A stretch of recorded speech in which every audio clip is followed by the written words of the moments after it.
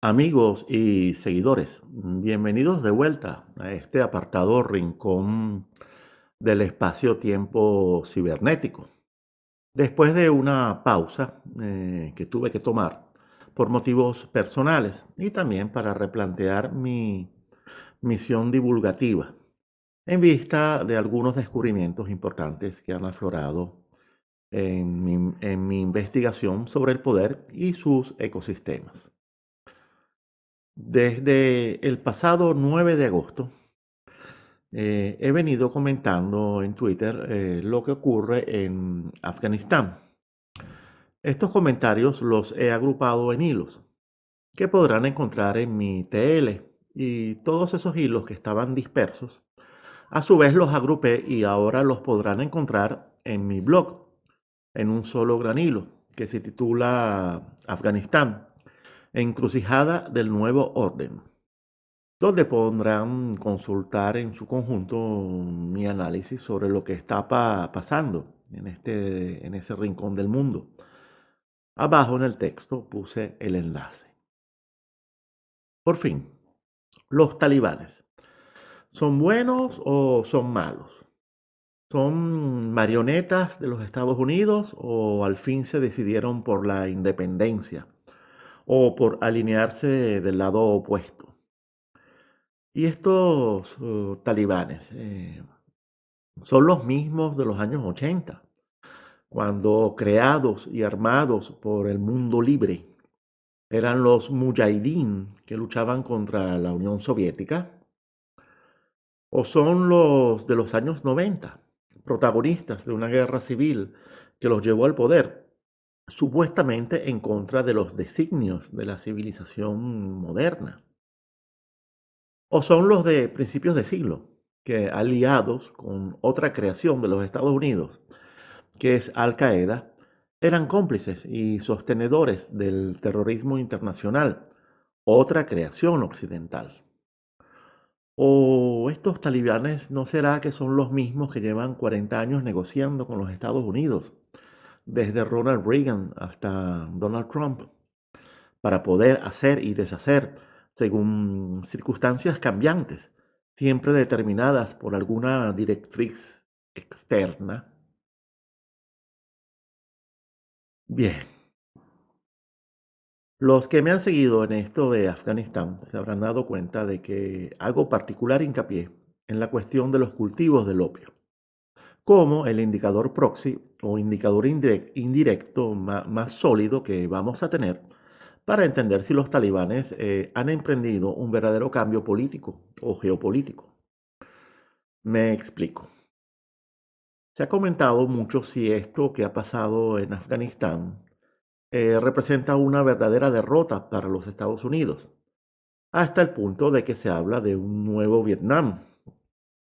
Y desde el primer momento he advertido que esto es algo que solo podremos juzgar con el tiempo. No es una conclusión a la que podemos llegar ahora. Aún es temprano. Invoco el tiempo porque los talibanes antes deberán estabilizar y normalizar a su país. Es la tarea prioritaria que en este momento, si es que la logran. Y luego veremos si en el proceso o después del proceso los talibanes comienzan a arrasar con los cultivos de opio. En otras palabras, si los talibanes le echan por tierra el gran negocio de los Estados Unidos, negocio redondo que se estableció en ese país y lo convirtió en uno de los principales narcoestados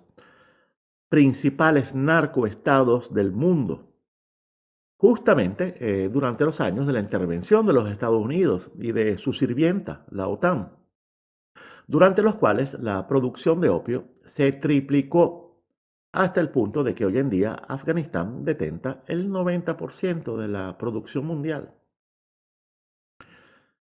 Y la cuestión del opio supuestamente tiene que ver con principios que los talibanes siempre han sostenido. Ellos siempre se han declarado en contra del opio. En el último año, previo a la intervención de los Estados Unidos en 2001, casi que habían logrado eliminar el cultivo, una vez que habían logrado salir vencedores de la guerra civil, contra los señores de la guerra en el norte. La otra cuestión es la tolerancia. La tolerancia que van a mostrar, supuestamente deberían mostrar los talibanes hacia otros grupos de extremismo islamista presentes en el país. Más bien, habría que hablar de intolerancia, intolerancia hacia estos grupos. Grupos relacionados con una matriz que en algún momento fue Al Qaeda y hoy en día aún se identifica con ISIS e incluso se identifica con grupos terroristas uigures que actúan en el Xinjiang chino. Esto es algo complicado y largo de explicar y no lo voy a hacer ahora, porque considero más importante mantener la cuestión centrada en el opio, por otra razón que les voy a explicar. ¿Y cuál es esa otra razón? Es China. Se habla mucho de que los Estados Unidos le entregaron Afganistán al enemigo, y más precisamente a China. También en este caso es muy temprano para llegar a esta conclusión. ¿Y por qué digo esto? Porque el opio para China representó un drama histórico, una herida nacional.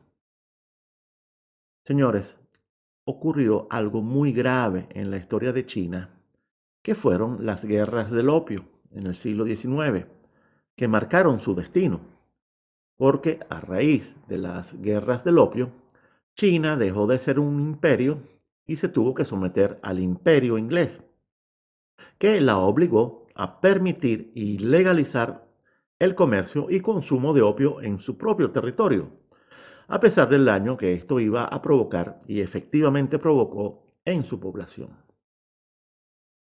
En otras palabras, es el recuerdo del opio el que marca el paso de China de imperio orgulloso a colonia humillada. Señores, la historia de las drogas como instrumento de corrupción, descomposición y dominación de las sociedades comenzó allí. Es un invento inglés. Y hoy en día eso que denominan el imperio atlantista angloamericano nunca ha dejado de usar a las drogas como arma de destrucción, incluso para descomponer y dominar a sus propias sociedades.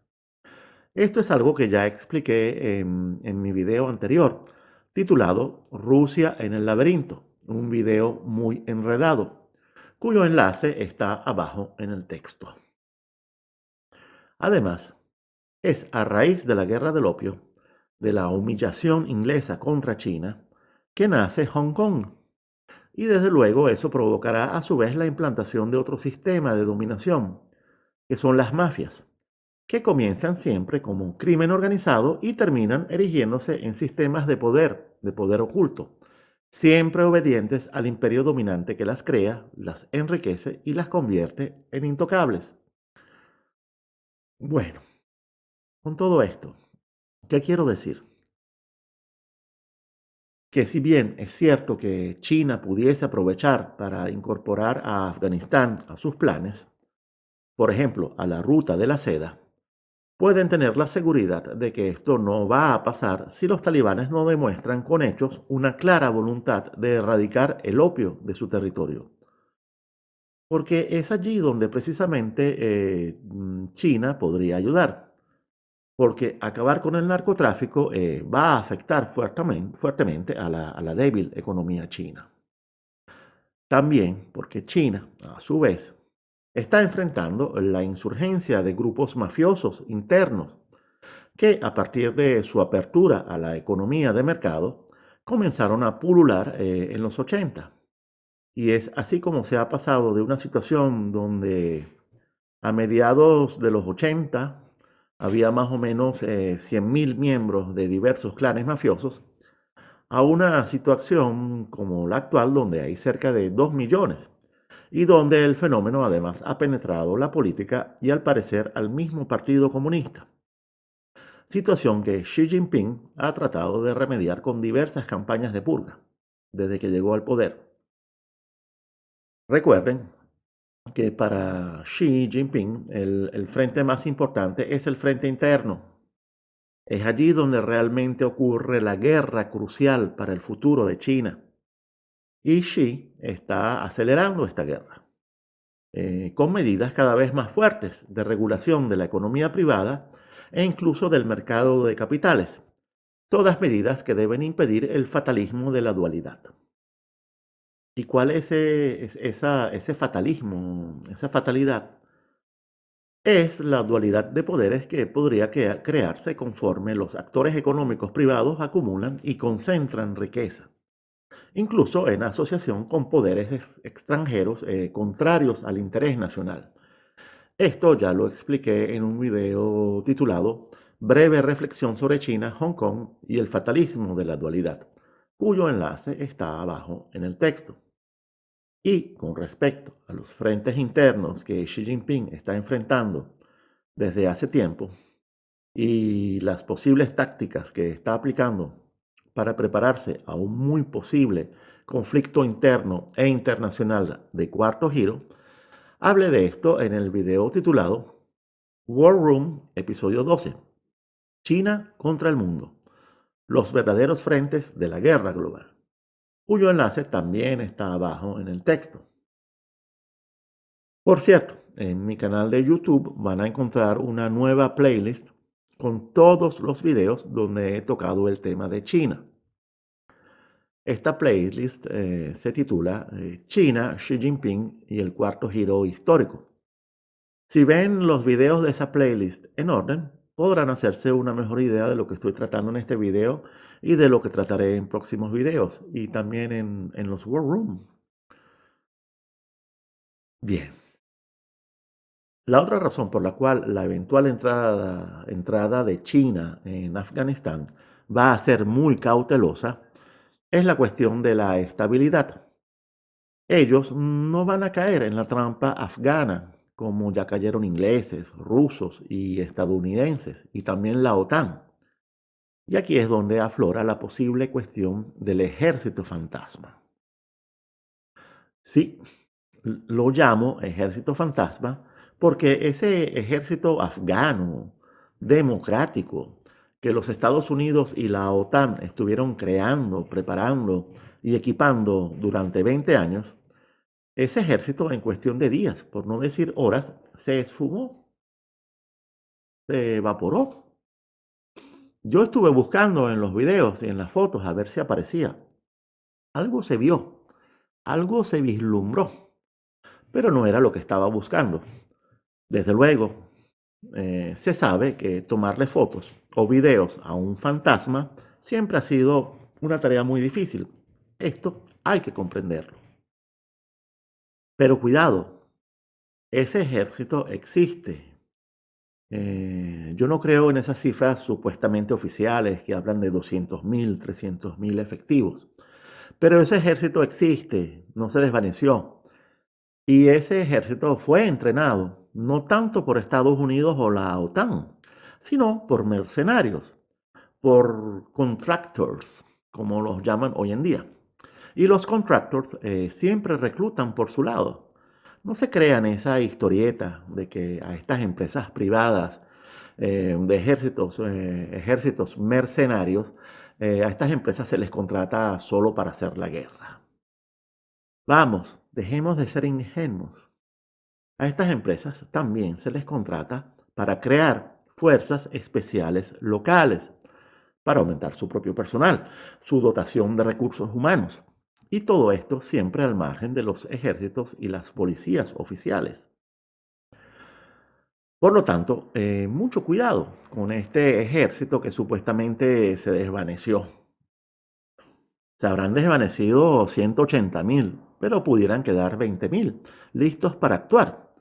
Y si se quedaron sin armas e instalaciones, eso no es un problema. Pregunten a los mismos talibanes cómo se resuelve eso cuando los Estados Unidos le meten mano a un país. ¿Y cuál podría ser la función de este ejército de fantasmas? Pues la de ser funcional a la estrategia del caos de Estados Unidos. Ahora bien, ¿dónde, cuándo y cómo podrían actuar? Esto sí es imposible de anticipar o determinar, pero estoy seguro que en algún momento aparecerán. Cuidado. Y así como Al Qaeda al parecer se desvaneció, e ISIS también. Yo recuerdo a Trump y a los europeos anunciando con bombos y platillos su desaparición de la faz de la Tierra. Bueno, cuidado, porque al desvanecerse una creación, aparece otra, igual de extremista, una nueva fuerza terrorista. Total, siempre ha sido Occidente, y en particular el atlantismo angloamericano y francés, el que ha creado todas estas fuerzas terroristas, sea en forma directa o indirecta.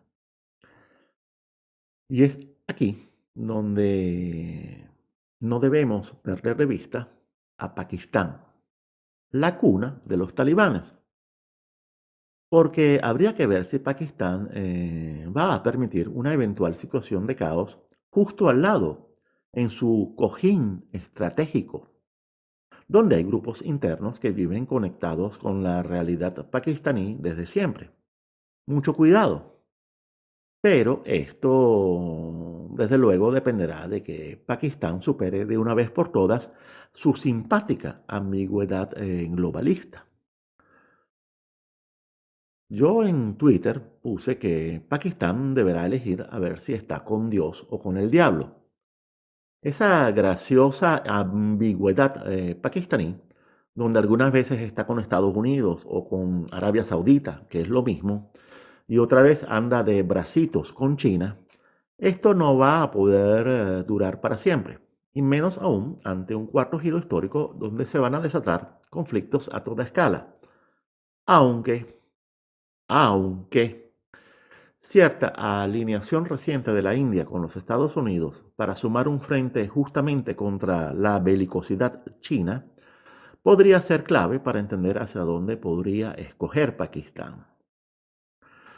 Bueno, anochecerá y veremos. ¿Y los Estados Unidos? ¿Qué van a hacer?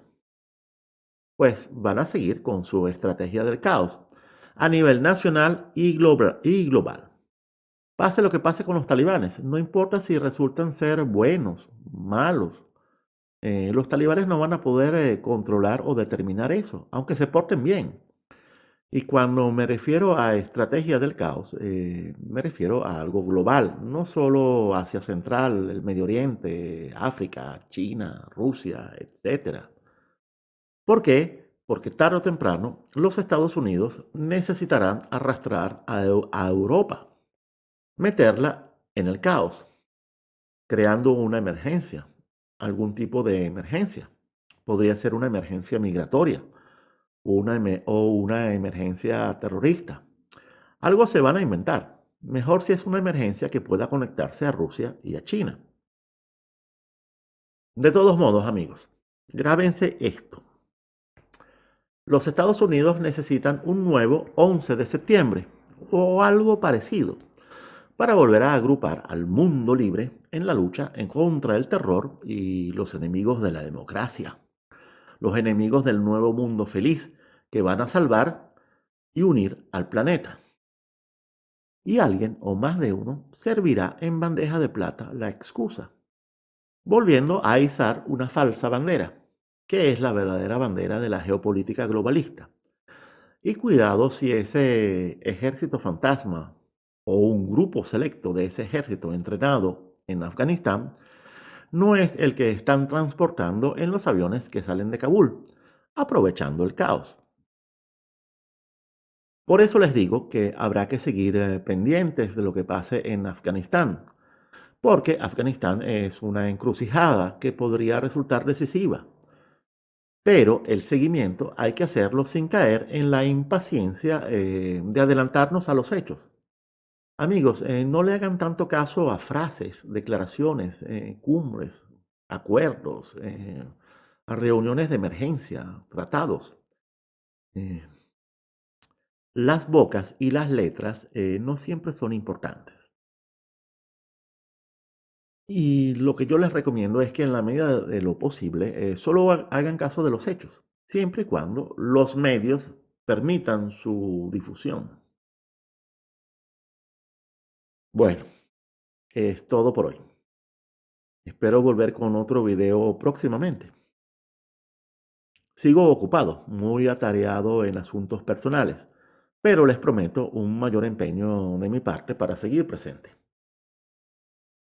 Muchísimas gracias por la atención e infinitas gracias a los patrocinantes que colaboran con la sustentación económica de nuestro proyecto.